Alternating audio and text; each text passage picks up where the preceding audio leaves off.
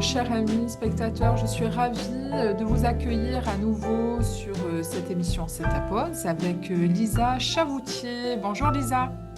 Bonjour Marina.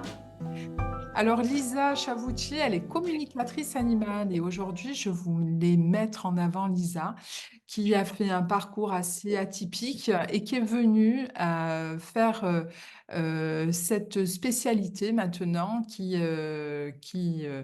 aujourd'hui sort, on va dire, de l'ombre parce que c'est pas tout le monde qui aujourd'hui communique avec l'animal. Comment tu en es venue à faire ce métier-là?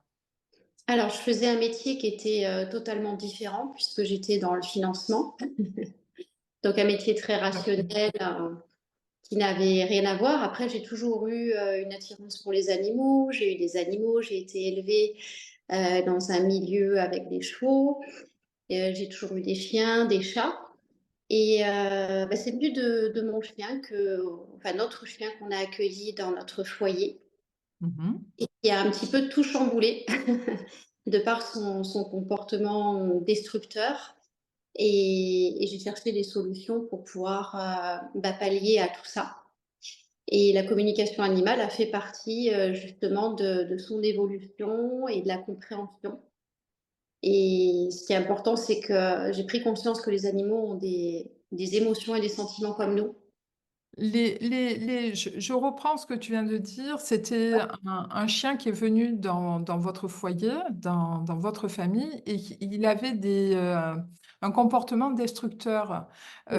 Parce qu'il était jeune, ce chien, comment ça s'est passé quand il est venu chez vous? Alors, il était jeune, oui, il avait 2 mois et demi. Et D'accord. au fur et à mesure des mois, plus ça allait, plus son comportement était destructeur. Donc, à manger les volets en bois, manger le placo, Oui, oui, oui. les câbles électriques, déchiqueter complètement son panier. Et donc, en fait, on s'est posé beaucoup de questions. J'ai fait appel à un comportementaliste qui a analysé son comportement. Il m'a dit que ce serait bien de lui donner un traitement pour le calmer, pour la plasticité de son cerveau. Et moi, je ne me suis pas sentie de lui donner un traitement. Et donc, j'ai cherché de par la communication animale. Et Mhm. c'est là où j'ai découvert que ça existait.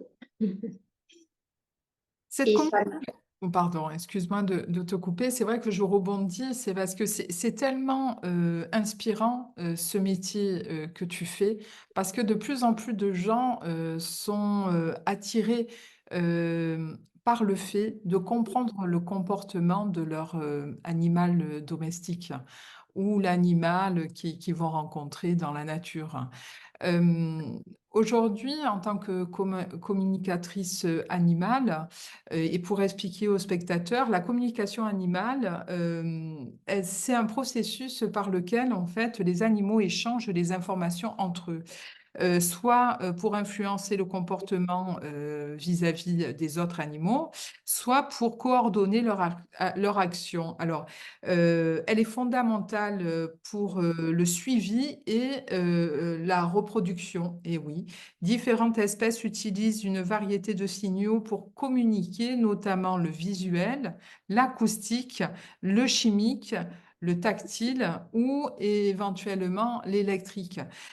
Toi, cependant, dans ta pratique en tant que communicatrice animale, j'aimerais que tu puisses développer sur le sujet où on pourrait faire une amalgame sur la communication animale et en même temps l'éducateur canin, tu sais.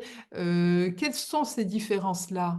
Alors, c'est effectivement complètement différent parce qu'en fait, l'éducateur canin a eu une formation et il va en fait apprendre avec des codes à analyser le comportement et en même temps inculquer des règles de conduite vis-à-vis de l'animal telles que le assis, couché, pas bouger, la marche en laisse. Donc ça ne remplace pas la communication animale, c'est différent. D'accord. C'est aussi utile pour l'animal, puisque moi, j'ai fait faire l'éducation du chiot avec mon chien pour qu'il puisse intégrer les codes. Et la communication animale, c'est vraiment une communication avec les 5 sens. Donc moi, je vais avoir l'analyse du comportement visuel. Et ce qui est important, c'est que je vais me connecter à l'animal. C'est une connexion d'âme à âme et de cœur à cœur, en fait. Et D'accord. je vais avoir les 5 sens. C'est-à-dire que je vais avoir tous mes sens de développer, y compris les ressentis. Je vais avoir la parole. L'animal peut m'envoyer des images. Et ce qui est important, c'est que je vais ressentir ses émotions et l'animal va me parler. Donc, je vais pouvoir écrire tout ce que j'entends, développer toutes les informations que je vais recevoir. Et ça permet en fait de savoir comment il se ressent à l'intérieur, pourquoi il réagit de certaines manières et qu'est-ce qu'on peut faire pour l'accompagner. Et il va se sentir surtout écouté parce que parfois, les animaux tentent de nous faire comprendre des choses par justement leur comportement, mais on n'arrive pas à analyser ou avoir la traduction de ces gestes ou ces comportements multiples qu'ils peuvent avoir, que ça soit dans la maison, que ça soit par le fait de faire pipi quelque part, de ne pas manger, de perdre des poils, voilà, d'avoir peut-être des effets sur eux-mêmes, sur leur corps, en fait. Et toi, c'est là où tu vas intervenir pour comprendre, pour faire comprendre aussi, on va dire, à sa famille, parce que même si on est des êtres humains et que on est quand même responsable de nos animaux. Tout à fait. Alors, ce qui est important, c'est que moi, je ne vais pas interpréter. Donc, D'accord. l'éducateur canin, il va interpréter par rapport à une situation. Et souvent, les gens m'appellent en me racontant ce qui se passe avec leurs animaux. Et ils me disent souvent, bah, je pense qu'il fait ça parce qu'il se passe ça et ça dans la famille. Et moi, ce que je dis, c'est que, étant donné que j'interprète jamais, je vais m'adresser à l'animal et je vais l'écouter. Donc, comme tu as dit, c'est très important, l'écoute de l'animal en premier lieu. Parce qu'en fait, il a besoin d'être entendu, comme nous. Comme nous, là, on est en train de dialoguer. Et c'est pas seulement leur poser des questions. Les questions, on pourra les poser à l'animal par la suite, mais c'est vraiment une écoute spontanée où je vais écouter l'animal jusqu'au bout. D'ailleurs, c'est lui qui décide. C'est lui qui décide combien de temps ça va durer. Donc, ça peut durer 3/4 d'heure, 1 heure. C'est l'animal qui décide. Et je reste auprès de lui pour l'écouter. Je le mets en confiance en lui expliquant que je suis là pour lui. Donc, ça peut se faire à distance, à l'aide d'une photo et on prend un rendez-vous. Ça peut se faire également en présentiel où je peux me déplacer. C'est amené vers un sujet où parfois les êtres humains passent à côté parce que les animaux, ils peuvent subir des situations dans la famille, telles une séparation, un divorce, un deuil. Et communiquer avec l'animal, c'est lui permettre aussi de nous dire ses émotions, de nous parler, quoi. Et notamment, ça, c'est toi qui met ça en place en tant que praticienne dans cette thématique-là. Exactement. Donc, en fait, Mm. les animaux, à la base, on pense qu'ils vont parler beaucoup d'eux, mais leur sujet préféré, ça reste les personnes avec qui ils vivent. D'accord. Et dans les communications, ils vont beaucoup parler des personnes de la famille.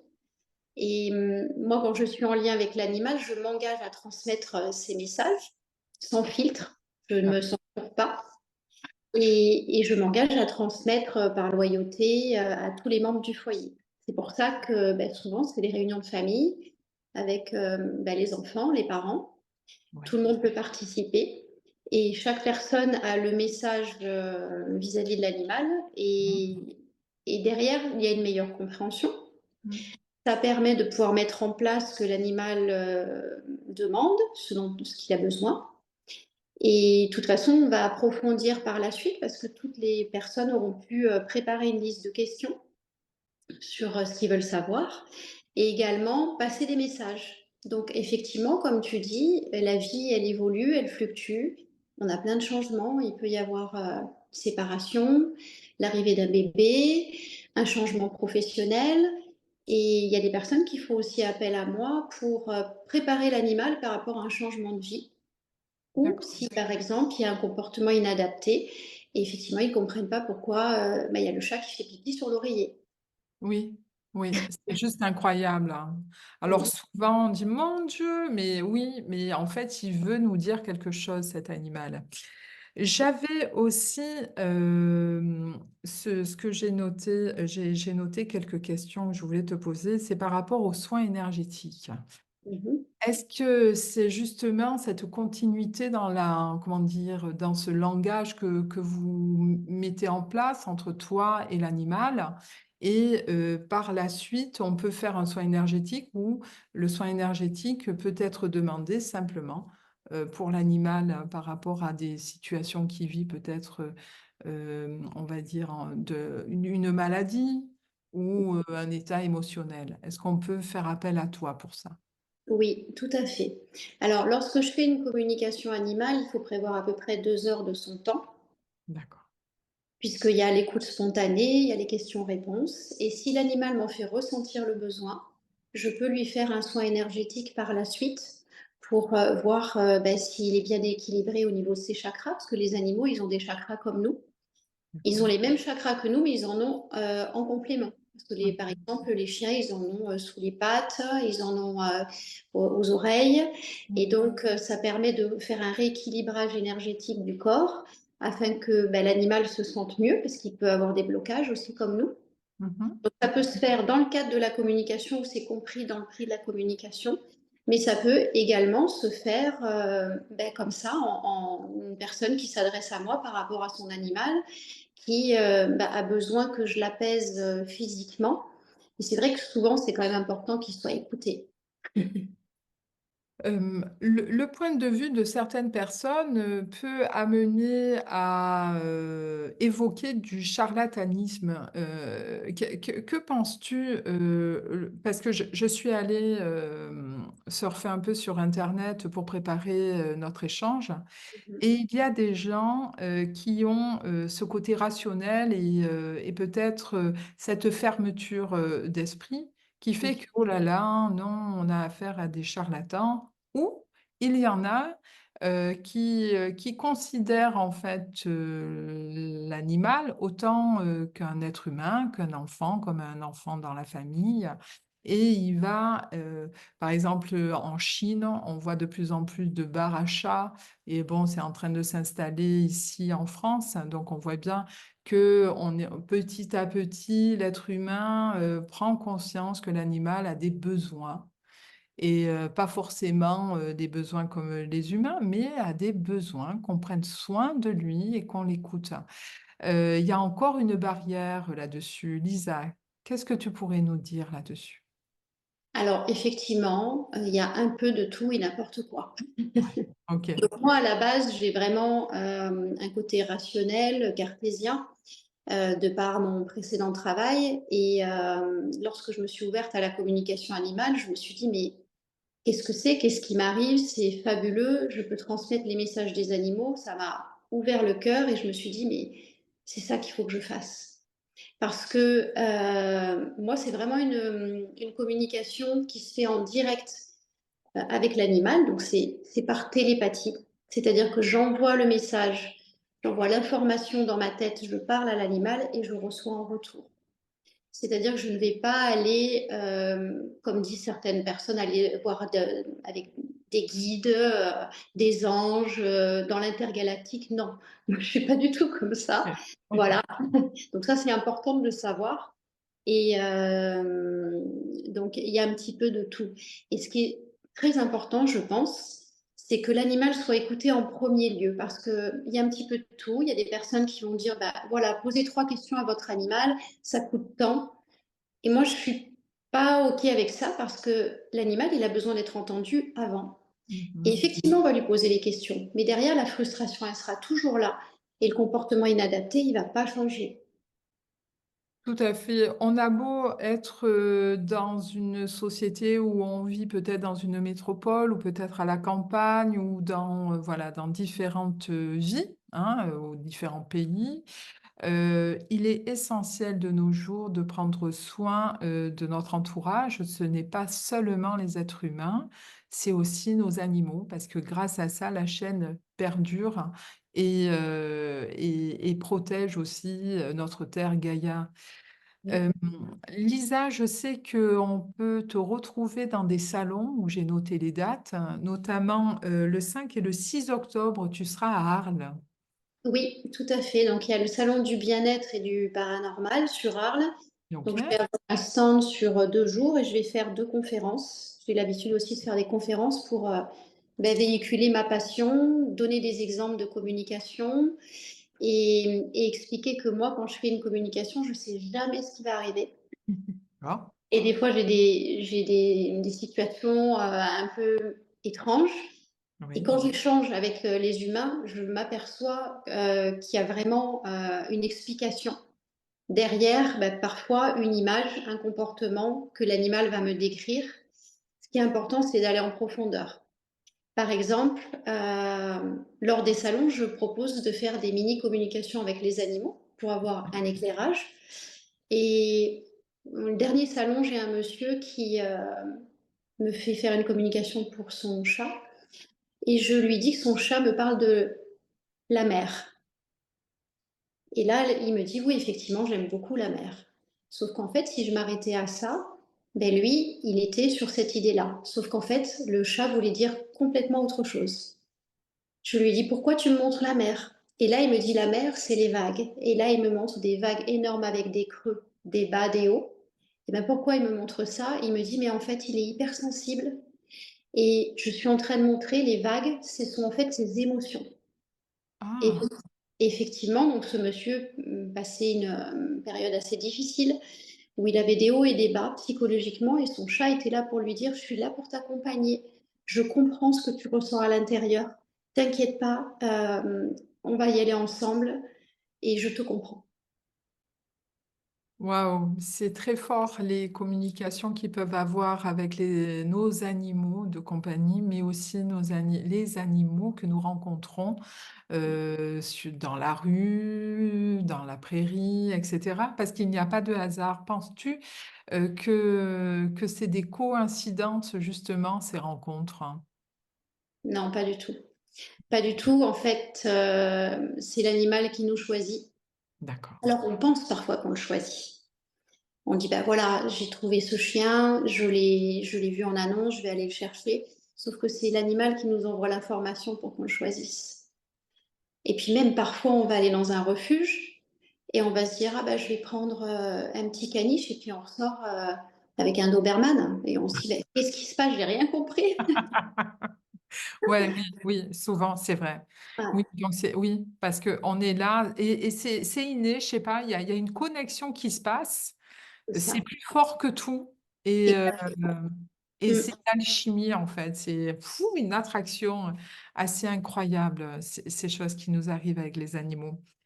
C'est Nous ça, allons aussi te voir si les personnes sont du côté de Saint-Rémy de Provence en décembre. tout à fait. Il y a également un salon du bien-être en décembre où Oui. je vais participer. Je vais également faire des conférences. Ça va être génial, ça va être Voilà. super, bien sûr. Lisa, si nous avons besoin de te rencontrer ou d'avoir une consultation avec toi, comment on fait? Alors, si c'est en présentiel, en physique, donc je suis dans le sud de la France, dans les Bouches-du-Rhône, D'accord, ok, voilà, dans les Alpilles, donc pas très loin d'Arles. ok. Après, ça m'arrive de me déplacer, que ce soit sur Salon, que ce soit sur Avignon, Nîmes, Montpellier. Alors, je tiens à dire une chose importante. Il y a des personnes qui ont besoin d'avoir le contact physique et ils pensent que le fait que je me déplace et que je vois l'animal et que je le touche, ça va être complètement différent. Ils ont D'accord, besoin d'être confortés parce qu'ils pensent qu'à distance, c'est pas possible. Alors moi, je veux juste te rassurer en disant que les communications à distance fonctionnent très bien. Je vais avoir vraiment la neutralité puisque je ne connais pas les personnes, je ne verrai pas l'environnement, je ne peux pas être influencée par quelconque événement parce qu'il y a des... mhm, Nous, on a notre mental et les personnes vont dire, ah ben oui, mais en fait, vous avez interprété parce que vous connaissez le contexte. Moi, j'interprète jamais puisque je traduis les messages des animaux. Et ok. donc, pour vous rassurer, ça fonctionne aussi très bien à distance. Et j'en fais dans plusieurs endroits de France. Et parfois, ça peut paraître improbable, mais il y a des personnes qui font appel à moi, qui vont être directeurs d'un lycée, ça Oui. peut être un banquier, ça peut être des personnes qui sont complètement rationnelles, parce que derrière, il y a un cadre qui est posé. Il y a une structure et je suis vraiment en relation directe avec l'animal. Et je sais Merci. qu'il ne triche pas, je sais qu'il triche pas l'animal et qu'il dit vrai. Ah, l'animal, c'est un point très sensible pour moi parce que j'adore les animaux et j'apprécie énormément ce que tu fais en tant que praticienne dans la communication animale. Ça me fait vraiment plaisir de te voir t'épanouir là-dedans parce que je sais que c'est vraiment, euh, on va dire, ça te va comme un gant, ça te va très bien. Merci Marina. Merci pour ce partage, Lisa. On se revoit tout bientôt. C'est ta pause avec d'autres partages, avec d'autres intervenants. En tout cas, aujourd'hui, Lisa m'a fait le plaisir et l'honneur de partager quelques instants avec nous et les spectateurs.